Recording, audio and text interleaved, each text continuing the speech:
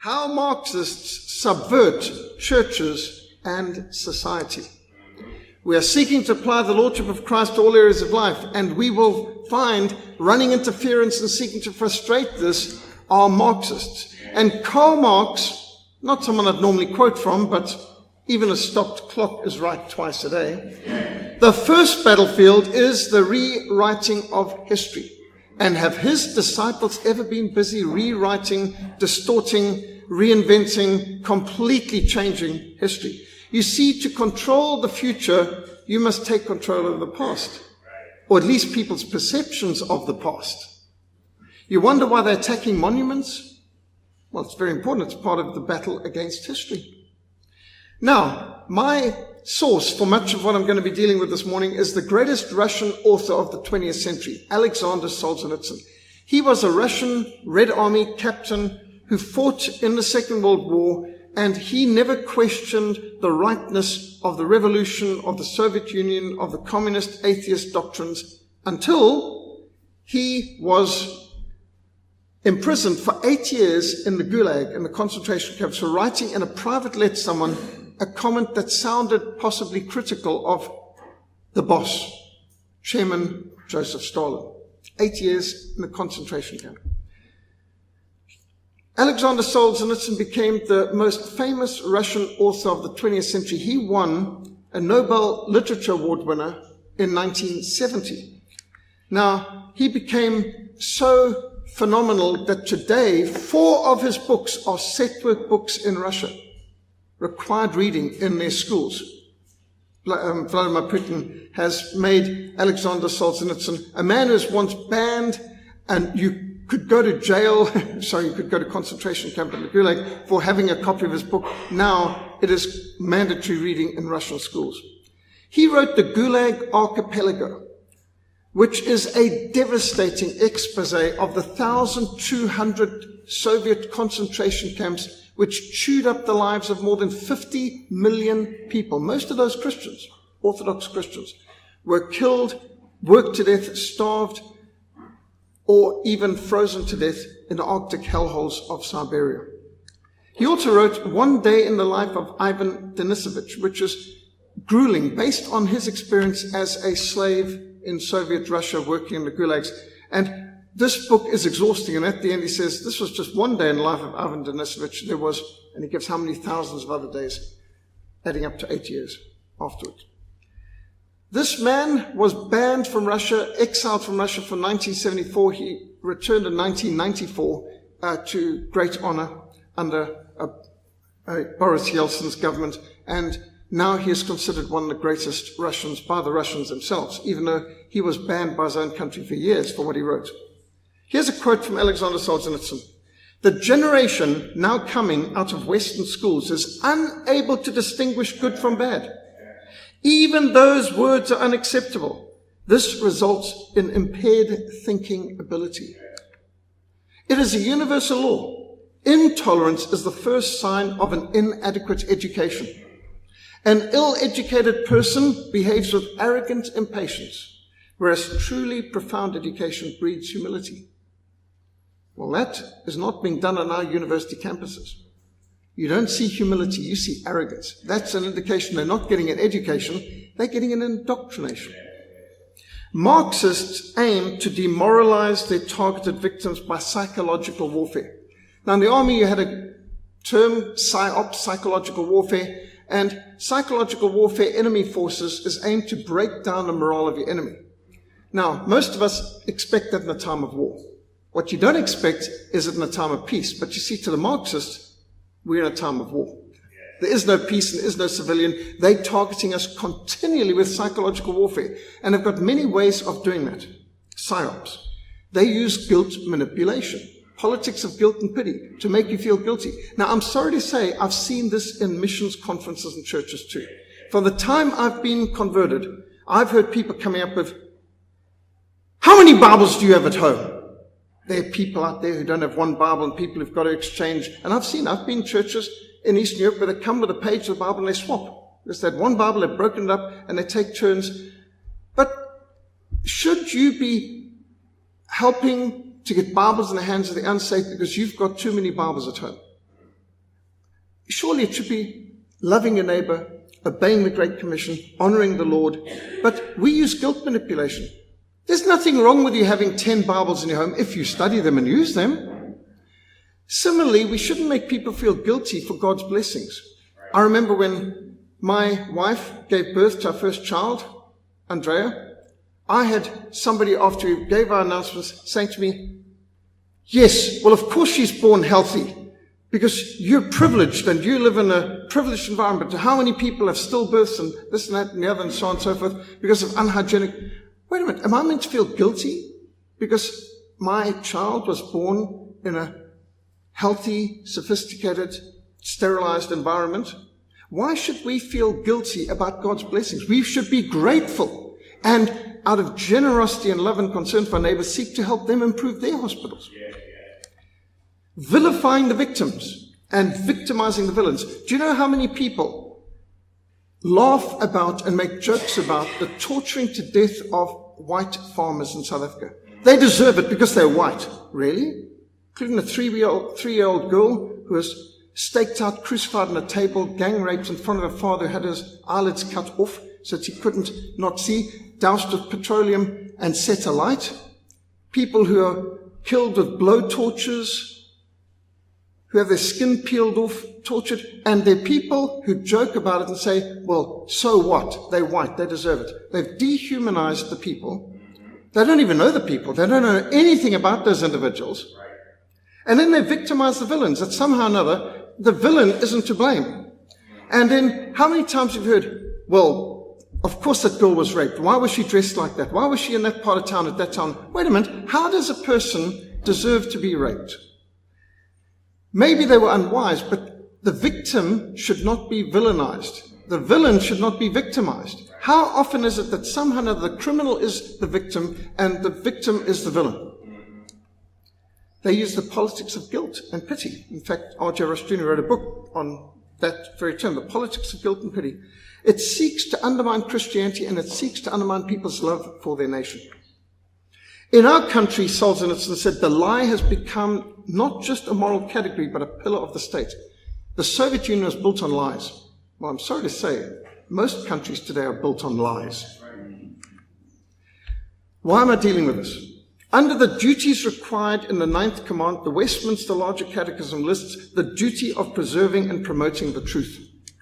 You see, every command has both a positive requirement, a duty required, and a negative, a sin forbidden. The 9th command requires us to stand for the truth. We have a duty to stand for the truth and to do so from the heart. We have the duty to speak the truth and only the truth in matters of justice and judgment. People lay their hand on a Bible in a court of law and raise their right hand and say, I swear to tell the truth, the whole truth, nothing but the truth, so help me God. That's what it should be. We, especially Christians and people in the ministry, have the duty to speak the truth at all times, the duty to study and practice everything true, noble, lovely, and of good report. Under sins forbidden in the 9th command, the Westminster Standards includes the sin of giving false evidence, the sin of lying, the sin of concealing the truth, the sin of misconstruing intentions. You don't have the right to determine what someone else's motive is. Right. The amount of people say, you only do this because. They don't know my motives. Right. Notice what God said to Adam and Eve in the garden. What have you done? Not why have you done it. The why is not as important as the what. Did you break the law? Did you break God's commands? The what is important, but today we have a whole category of crimes called hate crimes. Now, I don't know how any crime isn't a hate crime, because you steal from someone, you murder somebody, you slander someone, it's a hate crime. All crimes are hate crimes because you're despising the rights, the life, and the property of others and their reputation. And so now, though, it would seem that, well, some murders aren't so serious. Other murders are, it depends on what we think the motives are. And of course, no judge or jury can even know what the motives are. They only can guess. What they should be dealing with, what has been done, not necessarily why it was done. The why is irrelevant. You know, my mommy dropped my dummy when I was small and I suffered irreparable psychological damage, and it's the teacher's fault and the police. Yeah, who cares? What did you do? This is what the law says. We should be dealing with what, not why, in the case of justice I'm talking about now. The sin of perverting the truth to a wrong meaning. Truth is truth, even if no one believes it. A lie is a lie, even if everyone believes it. So, to understand how Marxists are subverting society and churches, we need to understand the heart and soul of Karl Marx. Do you know Karl Marx is one of the most respected names in universities? They have got preschool textbooks in this country, which I've seen, on Karl Marx, making him out to be one of the most wonderful people ever. Beautiful, full-color, illustrated books for primary schools and preschools, and you can get this in our libraries all over the place. What a wonderful man Karl Marx was. In his manifesto of 1848, Karl Marx wrote, "The theory of the communists may be summed up in a single sentence: abolition of private property." You reproach us with intending to do away with your property. Precisely so. That is just what we intend. To this end, he advocated abolition of property rights. How? By making property owners pay rents or rates to the state.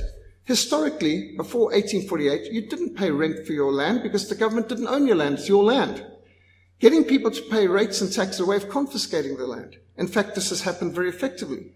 If you've watched Downton Abbey, you'll be aware of the fact that most of the great houses were destroyed by the taxation brought in by Lloyd George, Labour Party, and with the very express purpose of putting so much burden on the lands and estates that they would have to close down the houses, subdivide it, and build shopping malls or something where there used to be these estates. And taxation is a form of confiscation.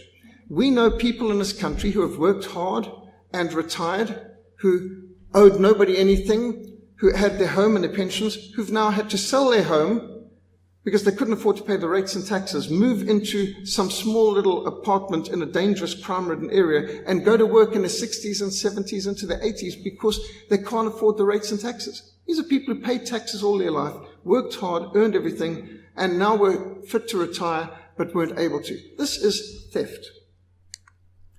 Number 2, a heavy progressive graduated income tax with the aim of penalizing the most productive, hard-working of society and giving to those who vote for their party. The way to crush the bourgeoisie is to grind them between the millstones of taxation and inflation. What is inflation? Taxation. Inflation is a hidden tax, because if you print money, that's called counterfeiting. If the government prints money, it's called inflation. Same thing. It's a hidden tax. So, for example, my first mission by motorbike, going from Cape Town up to Johannesburg, the fuel cost me 32 Rand. You used to be able to fill a vehicle with 5 Rand. A 5 Rand note could fill your vehicle. Today, a 100 Rand note barely moves the needle out of the E zone. My first motorbike I bought in 1971 for 1,000 Rand. My father bought a car, brand new, 1971 for 1,000 Rand. In 2001, we bought a bicycle for 1,000 Rand. Today, my son informs me that a good pair of running shoes cost over 2,000 Rand. So we've gone from a car to one of a pair of shoes in the space of my lifetime. That's theft. At Independence in Zambia, one man told me he bought a car for 160 kwacha. The kwacha was equal to the pound at Independence. By the time he told me this, it cost 8,000 kwacha for a bottle of Coca-Cola. Now, we won't even go to Zimbabwe. Number 3, abolition of all rights of inheritance by taxing inheritance. To tax inheritance is forbidden in the Bible, but where did they get the idea of graduated income tax, taxing property, taxing inheritance? Marxist manifesto, 1848. These are communist ideas. And now we think it's perfectly acceptable. But wait a minute, your grandfather was paying tax throughout his whole life, and he, as the Bible says, a righteous man leaves an inheritance for his children as children's children, but now the state takes most of that through death taxes. Wait a minute, they're taxing the dead. The man already paid his taxes. How dare they tax his inheritance? Number 4, Marxist manifesto, confiscation of the property of immigrants and rebels to the state. In fact, they go beyond that. They shoot people in the back for trying to escape from the workers' paradise. Like East Berlin, this is Peter Fetcher. Day after his 18th birthday, shot in the back, trying to escape from Berlin to Berlin. Because he's trying to escape from the workers' paradise. Fifth point, centralization of credit in banks of the state by means of a national bank with an exclusive monopoly on money supply. Historically, before 1848, money was issued by different banks, so you could have different types of notes, and it would say on it, I promise to pay the bearer on demand £1 in gold, or £1 in gold or silver, or $1 in silver, and so on. So the piece of paper you had is a promissory note that is meant to represent, it's a certificate for the real money, which is always spoken of in the Bible in terms of weights and measures, sitting in a bank vault. Today, you've got a piece of paper that's worth nothing. It's absolutely nothing. It's smoke and mirrors, the blip on a computer screen. They created it out of nothing. And you've got to work hard for the interest on all these things, which they're just creating out of nothing. Sixth point, Marxist Manifesto. Centralization of the means of communication and transport in the hands of the state. Railways, buses, telecommunications, post office, in the hands of the state. And you've seen how well that runs. Seventh, factories and instruments of production must be owned by the state, and wilderness areas must be nationalized by the state. Because you know the government's so good at everything, they make everything better. That's why everyone would prefer to go to a government hospital than a private hospital. Actually, no. Eighth point, equal obligation of all people to be put to work by the state. And of course, the Soviet Union was very serious about that with their gulags and their labor camps. Ninth, establishment of industrial armies, especially for agriculture. They called it land reform, and they did expropriation without compensation. By the way, you know what dekulakization in Russia meant, and all expropriation without compensation in all communist countries. It doesn't mean they were transferring ownership from one group of people to another. It meant all land now is owned by the state, and they will lease it, rent it to those they want, when they want to, and they'll take it away from them if they ever violate their principles. So understand, land reform isn't choosing a new owner, it's the state taking all the land in their hands, and then they lease it to people. Do you know in Zambia, for example, you can't buy your property. Your property belongs to the state. You can lease it from them for 99 years, dating from independence. So if you're going to buy a farm now, as we've done in Zambia, you could get it for 64 years. And then when you're selling it, for 58 years. So you're not actually owning the property. All the land is owned by the state in most socialist countries, but you can get a lease on it. And of course, you've got to pay taxes on it every year to make it basically not worthwhile. 10th, combining agriculture with manufacturing industries, a gradual abolition of all the distinctions between town and country by more equitable distribution of the populace over the country. You've noticed the communist symbol is a hammer and a sickle. The sickle for the agricultural peasant, as they call him, and a hammer for the industrial worker. So you've got the workers are, by definition, workers in the city. And you've got the peasants, to use the Russian term, they are the farm laborers. But they want them to come together. The hammer and the sickle together, all the workers of the world unite, and they've always seen the workers in the city to be more leftist and the workers in the fields to be counter-revolutionary, the kulaks. They're more conservative. And so generally that's why they've ended up starving to death, the farm workers, by the millions, as they did in Ukraine. And you can see how the growth of regulations. There is not a government official on the planet who's read all the laws they pass in any given year. And are we meant to understand and keep them? Basically, they make so many laws that you have broken the law every single day, whether you mean to or not. So if they ever want to move on anyone, they can, because there's so many laws that not even the leaders in the government know all the laws. Number 11, free and compulsory education for all children in state schools. How do Marxists subvert society?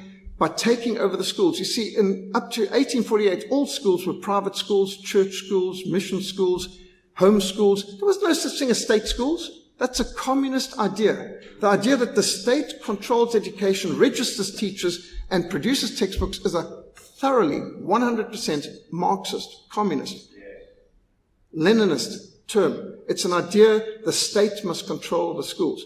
If you think the state should be running schools, then you have been indoctrinated by Marxism, whether you know it or not. Quote from Nikolai Khrushchev in 1959. Your children's children will live under communism. You Americans are so gullible. No, you won't accept communism outright, but we'll keep feeding you small doses of socialism until you will finally wake up and find you already have communism. We won't have to fight you. We'll weaken your economy until you fall like overripe fruit into our hands. Well, that could be said for South Africa too. Karl Marx wrote that the abolition of religion or the illusory happiness of man is a requisite for their real happiness. Abolition of religion. In the Communist Manifesto, Marx wrote, communism abolishes eternal truths. It abolishes all religion and all morality. Do you know how many church buildings were confiscated or destroyed and shut by the Soviet Union under Joseph Stalin and Lenin? 49,000 churches closed, many of them destroyed. Some of them turned into swimming pools and so on. Do you know that under Lenin alone, before Stalin, 150,000 ministers of the gospel were murdered in concentration camps, 95,000 on Solovetsky Island. Karl Marx wrote, I wish to avenge myself against the one who rules above. I shall build my throne high overhead. Cold, tremendous shall its summit be, for its bulwark superstitious dread, for its marshal blackest agony. Karl Marx wrote, new gods will have to be installed. In his drama Olanem, which notice is an inversion of Emmanuel, E-M-A-N, and so on, Emmanuel. So he wrote Olanem. It's a satanic thing. They like to turn the cross upside down, turn words upside down and round about and so on. The hellish vapors rise and fill the brain, till I go mad, and my heart is utterly changed. See the sword, the prince of darkness sold it to me. He's referring to his pen. For me beats the time and gives the signs. Ever more boldly I play the dance of death.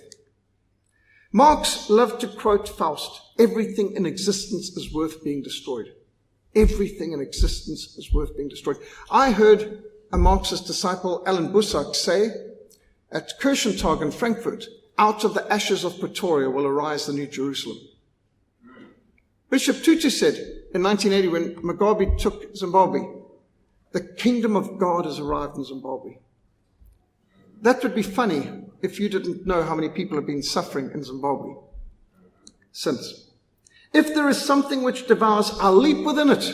Though I bring the world to ruins, the world which bulks between me and the abyss, I will smash to pieces with my enduring curses.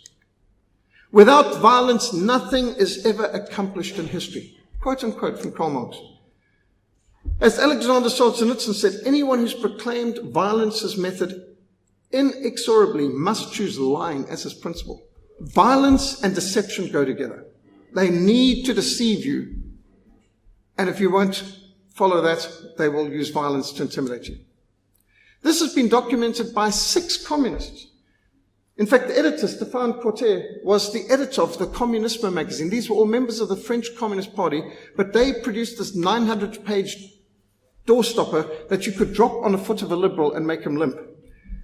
This book documents from the communists' own files how they killed 100 million people between 1917 and 1991. Just from their own files and that we have today. And of course, we don't have Red China's, they haven't fallen, but just from Russia and Eastern Europe statistics. And it's gotten there, the papers signed by Lenin for executing so many 100,000 people ago and 69,000 people there and so on and so forth, and millions by Lenin and Stalin. Professor R.J. Rummel has also documented this in Death by Government. And he puts the death toll from communist socialist governments in the 20th century, including Red China, at 169 million. The greatest killers in history have been secular, humanist, socialist, communist states. Now, when somebody tells you more people have been killed in wars of religion than any other, you can agree with them if they accept that atheism is a religion. And humanism is a religion. Not even Catholicism comes close with the Inquisitions and so on and the Crusades to what secular humanism has done just in the last century, the 20th century. The bloodiest century in the world. Do you know, in history, more Christians have been killed in the 20th century for their faith, martyred, than all the other 19th centuries combined. The 20th century is the worst century in the history of the world. Although we've been told it's the best. This is just a few pictures of people who've suffered from Marxism in Zimbabwe, cutting people's ears and lips off, murdering Madibili people, shooting town councillors and mayors in townships, bayoneting people in the back, murdering missionaries and their babies. This is communism. Without violence, nothing can be achieved. Thus, heaven I've forfeited, I know it full well. My soul, once true to God, is chosen for hell. Do you know that Karl Marx was once a member of a Lutheran church and was catechized, baptized, and he was Jewish, but his father, for business purposes, converted openly to Lutheranism. So he was brought up in the Lutheran faith, even though he came from a Jewish atheistic background. But at a certain point, he turned from the official religion he has turned to, and he became a Satanist. In his poem, Human Pride, Marx wrote, "With disdain I will throw my gauntlet full in the face of the world and see the collapse of this pygmy giant whose fall will not stifle my ardor. Then will I wander godlike and victorious through the ruins of this world, and giving my words an active force, I will feel equal to the Creator." What does this remind you of? Lucifer. He was an archangel who wanted to be equal to the Creator. He wanted to lift himself above the throne of God, as you read in Ezekiel 14. How do you destroy the West? Corrupt the young, get them away from religion, encourage their interest in sex, make them superficial, focus their interest in sports, sensual entertainments and trivialities.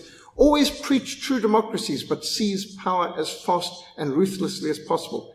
Encourage government extravagance, destroy its credit, produce fear with rising prices, inflation and general discontent. Encourage disorders, foster a lenient attitude towards disorders. By specious argument, cause the breakdown of old moral virtues, honesty, sobriety, and self-constraint. Cause the registration of firearms to leave the population defenseless. Vladimir Lenin, 1921. Sound familiar to anyone? Yes. I've grown up amongst these revolutions. I experienced it in Rhodesia, what today is Zimbabwe, Southwest Africa and Angola, my first mission field, Mozambique, and of course our own beloved country. Karl Marx's good friend, Friedrich Engels, wrote, "Karl Marx is a monster, possessed by 10,000 devils." Now, he wasn't criticizing him, this was praise. Friedrich Engels was saying this in praise of Marx. He's possessed by 10,000 devils. And they're Christians. I've heard people call themselves Christian Marxists. That's like a God-fearing atheist. Robert Payne, a friend of Karl Marx, wrote of Karl Marx that he had the devil's view of the world and the devil's malignity. Sometimes he seemed to know he is accomplishing the works of evil. Again, not a criticism. This is praise from his friend. Karl Marx wrote he wanted to hurl gigantic curses on mankind. Marx quoted positively from Florence, "Our enemy is God. Hatred of God is the beginning of wisdom." See the inverse? The fear of the Lord is the beginning of wisdom. They say no, hatred of God is the beginning of wisdom. Karl Marx never ran a company, never held a political office, never oversaw any accounts, never had a job, never had any job. He wasn't a worker. He lived on inheritances. He speculated in stock exchange. He gambled. The man was, when he heard of a relative dying, he shouted rejoicings because it meant some more money that he would inherit. Considered one of the greatest social, political, economic philosophers of all time, but all applications of his theories have ended in abject failure, every one. Karl Marx's family life was a disaster. He had 7 children by his wife Jenny, another by his household maid Helen Dumoth. 3 of Karl Marx's children starved to death. 5 of his children died prematurely. 2 of his daughters and his wife committed suicide. He must have been a bundle of laughs to live with. One of his daughters, Eleanor, married Edward Aveling, a Satanist known for his blasphemous lectures on the wickedness of gods and his poem to Satan. 2 of his daughters committed suicide. His wife committed suicide. And here, I don't know if you can sort of tell, maybe through some of these pictures or the eyes of this man, but and his poor children. But Eleanor Marx became one of the most famous communist woman feminist leaders in the world. And feminism has done more to take away respect and protection of women and to lower women's status and to degrade women and to bring women to where they're the most vulnerable in history. And yet Feminism was born in communism, and Eleanor Marx was the forerunner of it. Karl Marx wrote he did not love anyone. He said, I'm completely comfortable with hatred. He referred to the Slavic people, now the Russians are Slavs, as ethnic trash. And he prophesied the very name will vanish. Isn't it interesting that the Slavs spent 70 years worshipping this man who actually despised them? He dismissed Mexicans as lazy, and a lot of Mexicans count themselves Marxists today. He dismissed Negroes as frozen at prehistoric levels who would never contribute anything worthwhile to society. This man was a racist of the first order. And the funny thing is, the people he despised are some of his main followers today. Why? It's like these people who support Planned Parenthood. And Planned Parenthood was founded by a racist who wanted Planned Parenthood to abort Negro babies. And now you see people who are descended from those who call themselves Negroes singing the praise of Planned Parenthood like they're part of their liberation. Actually, they have a goal of the extermination. In the manifesto, Karl Marx wrote, we destroy the most hallowed oblations when we replace home education with social education. He means state education.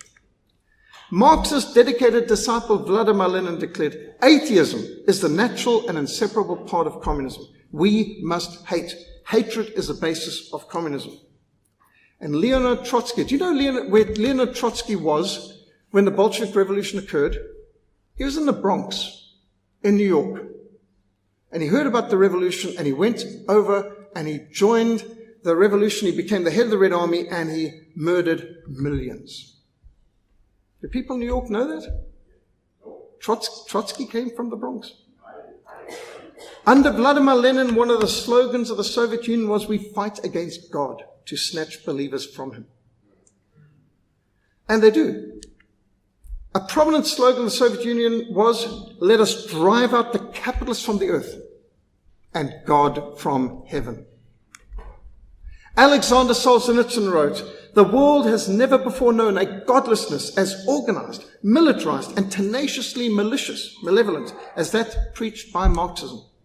Within the philosophical system of Marx and Lenin, and at the heart of their psychology, hatred of God is the principal driving force, more fundamental than all their political and economic pretensions. They pretend to be an economic and political system. Actually, it's just a satanic anti-God movement. Militant atheism is not merely incidental or marginal to communist policy. It is not merely a side effect, but a central pivot. To achieve its diabolical, devilish ends, communism needs to control a population devoid of religious and national feeling. And this entails a destruction of faith and nationhood. Communists proclaim both of these objectives openly, and just as openly they put them into practice. That's all a quote from Alexander Solzhenitsyn, who knew firsthand how communism works. He used to be an officer of the Red Army. They promised them freedom, but they themselves are slaves of depravity. You could put 2 Peter 2 verse 19 across every single communist socialist movement on the planet. And by the way, some people may say, oh, sure, you're not suggesting socialism and communism is the same thing. Well, yes. It was the union of Soviet socialist republics. You see, socialism is the pathway to communism. Socialism is the means, communism is the end. So a Christian socialist is about as oxymoron as a God-fearing atheist. Alexander Solzhenitsyn said, I've spent well now 50 years working on the history of our revolution. In the process, I've read hundreds of books, collected hundreds of personal testimonies, have already contributed 8 volumes of my own towards the effort of clearing away the rubble left by that upheaval. But if I was asked today to formulate as concisely as possible the main cause of the ruinous revolution that swallowed up some 60 million of our people, I could not put it more accurately than to repeat. We forgot God. That is why all this happened. We forgot God. Modern society, here's another quote from Solzhenitsyn. Modern society is hypnotized by socialism. It is prevented by socialism from seeing the mortal danger it's in. One of the greatest dangers of all is you've lost all sense of danger. You cannot even see where it's coming from as it moves swiftly towards you. Socialism of any type leads to a total destruction of the human spirit. To destroy people, you must first sever their roots. You wonder why I spend so much time on history and write history books? Because they're destroying our history, and we need to rediscover our history, or we are doomed. In keeping silent about evil, in burying it so deep within us that no sign of it appears on the surface, we're implanting it, and it'll rise up 1,000-fold into the future. When we neither punish nor reproach evildoers, we are ripping the foundations of justice from beneath new generations. In our country, the lie is not just a moral category, but is a pillar of the state. The timid, civilized world has found nothing with which to oppose the sudden revival of barefaced barbarity other than concessions and smiles. Marxists always employ double standards to enable them to always play the victim. They've got the victim card. They demonize the opponents of Marxism. You find you can't even debate with an average Marxist because he thinks in slogans and sound bites. He can't reason through any argument process. Along with demonizing their opponents, Marxists are seeking to promote the hero worship of their idols, of their New World Order.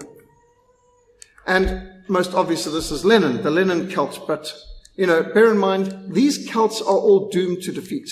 Because, Lenin is dead, but there's an empty tomb in Jerusalem.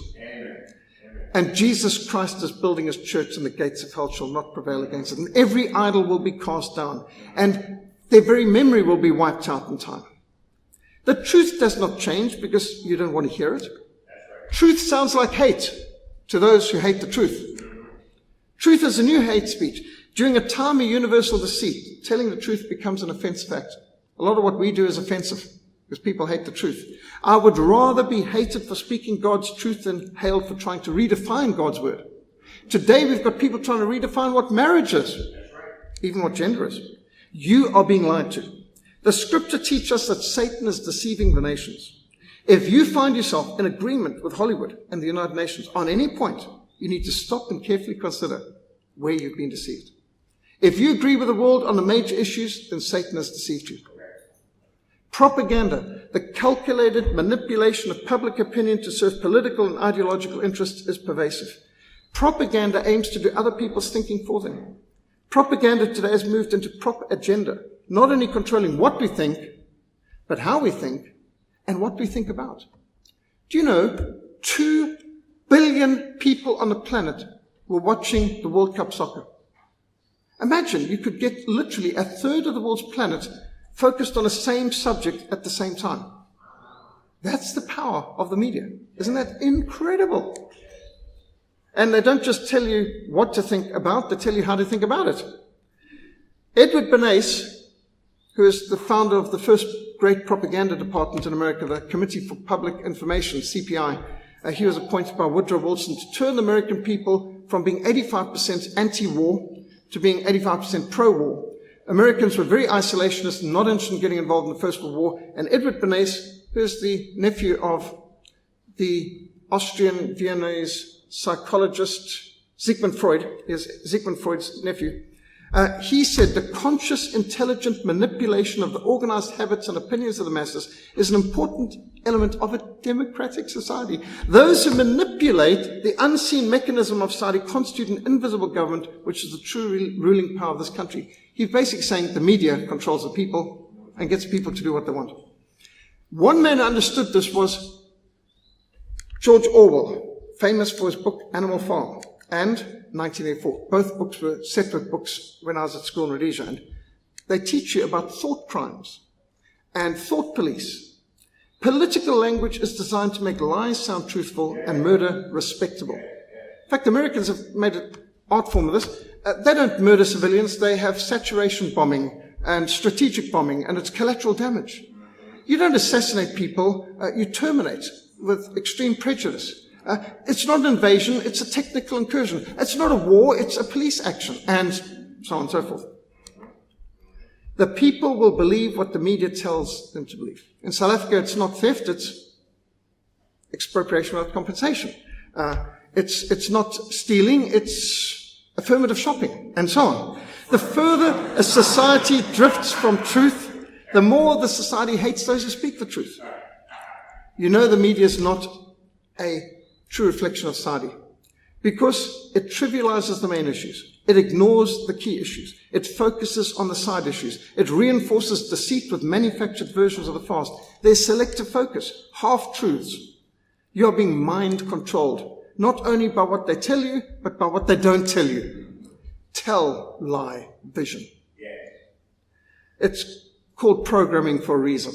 Media is controlling people. If you do not control your mind, someone else will control your mind. We must strive to be biblically accurate, not politically correct, which is what a whole Biblical Worldview Summit is all about. Well, there's lots more I'd like to say on this, but our time is up. Are there any questions before I close this section? Great quote. I'd rather offend someone to heaven than flatter someone to hell. Yes? You mentioned the bourgeois. What is the term bourgeois? The bourgeoisie is a French term which comes from the French Revolution. The bourgeois were, you had the nobles, then you had the bourgeois who were the middle class craftsmen, the people who basically did most of the work. So you have the nobles, you have the bourgeois. To the communist, a bourgeois is anyone who owns property, owns anything as part of what they call the privileged elite. The people who are not Communist Party members, basically, when you get down to it, bourgeois is the middle class. Yes, Dr. Matthias. I just want to say something to answer my question. I wish I had heard this before. That's the way I was trying. Let's just give him a hand.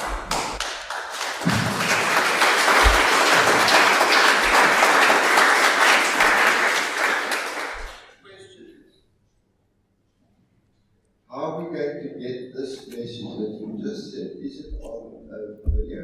Well, thanks for the question. Is it going to go to Yes. every school? Because I believe we need voter education ASAP for this election. Thank you. We do indeed. We are recording by audio MP3, by video, and I'm making screen captures of my PowerPoints. We will put those on our Vimeo sermon audio and video galleries on YouTube.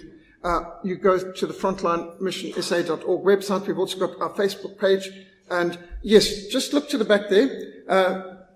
Francis is holding up the Frontline Fellowship newsletter, the latest one. On the inside, you'll see it's got a 2-page article spread on this exact presentation I've just given you. You should also put out there, Joseph, the Heart and Soul of Karl Marx, because that's a supplementary to this as well. I basically married those two together.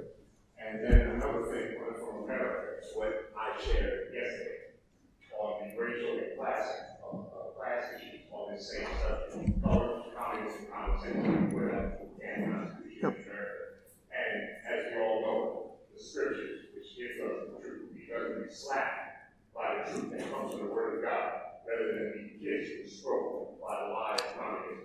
This is why in America, we as Christians have put out the American Patriots Bible that explains a lot of these issues, because in America, a lot of these ideas came forward.